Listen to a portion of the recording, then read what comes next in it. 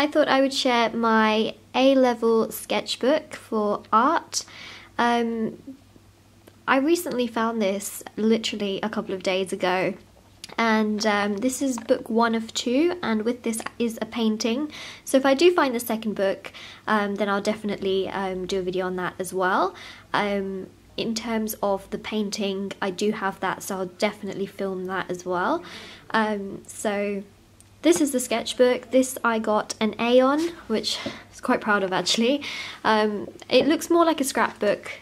That's just how I used to decorate my sketchbooks. I don't do that anymore. Obviously at university level you kind of just don't really do the whole scrapbooking thing, but luckily A-levels I did manage to kind of get away with it. Yeah, this was based on African art and animals. So I think first of all we just looked generically at things together as a group, and then we were able to kind of branch out. So I have a mind map on African animals. I don't know how, but then I started to look at Pablo Picasso. I'm not sure how that happened, but there he is. Well, he was on the other page. There's his work.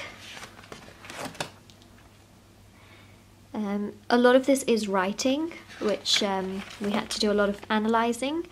And then a drawing of a mask. So this is the mask that I drew. So that's the one that I drew. And then looking at a lino artist who also did African art. And then doing my own lino of the mask that I drew. And again.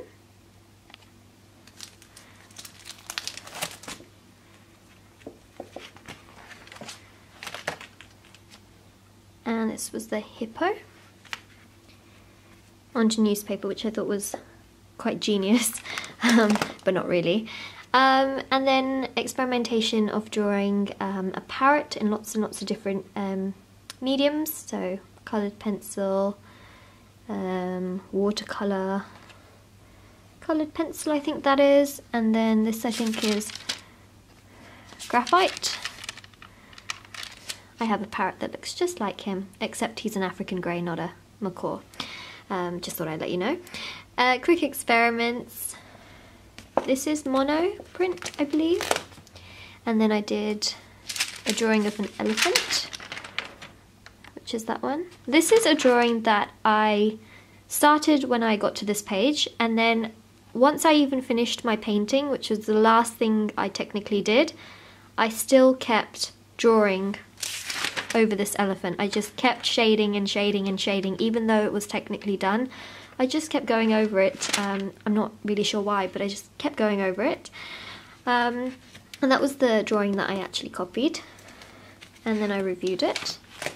I swear it takes much longer to review and analyse some of these things than it actually did to draw them.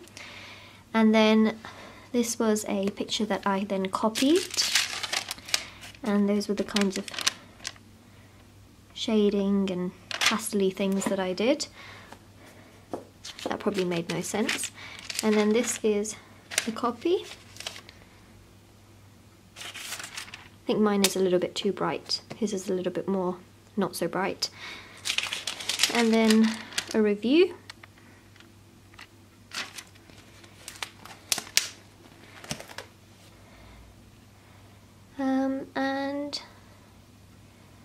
And a whole analysis on that one picture.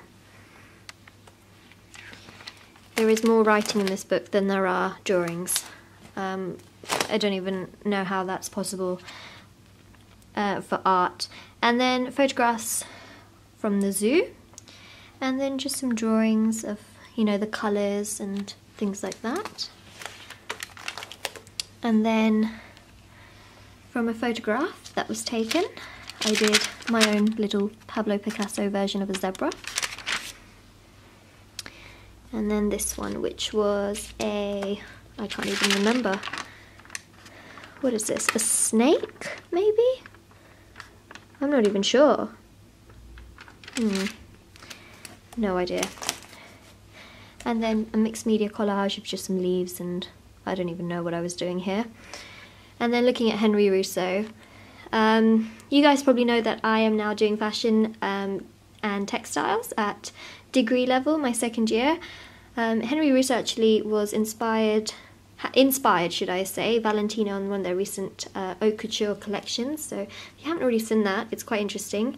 There's all the leaves and the tiger and all appliqued onto a Valentino gown. Just thought I'd let you know that.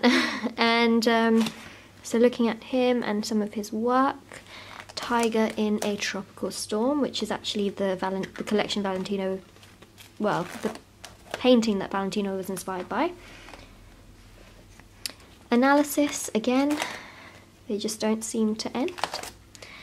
And then a bit of etching as well, which is that on a bit of acrylic, using a screwdriver or something like that to just scratch into it. That hurt a lot. It's a painstakingly killing thing. So a bit of drawing in watercolour first, and then the etching, and then I just put some watercolour over the top of the etching as well. A leaf drawing, using some chain stitching to do some embroidery, bringing my fashion into this a little bit. Batik, well, that's not batik, those are examples of batik. This is the batik of an elephant, the drawing that I did before. The texture of an elephant, that's just a photograph. Another batik, this again is the elephant, but if I show you properly, yeah, I mean you can only really tell out the eye, but you know, that is the elephant. And then some leaf drawings, and then I think I just photocopied it and then did some ink onto that. And then some more leaf drawings, and then of course I did go into my second sketchbook, which I will definitely try and find, and maybe even my GCSE books as well. I'll definitely try and maybe make some videos on that if you are interested. So I hope you guys enjoy this video. Don't forget to like and subscribe. If you want to see something in particular, definitely do let me know in the comment section below. And yeah, take care. Bye.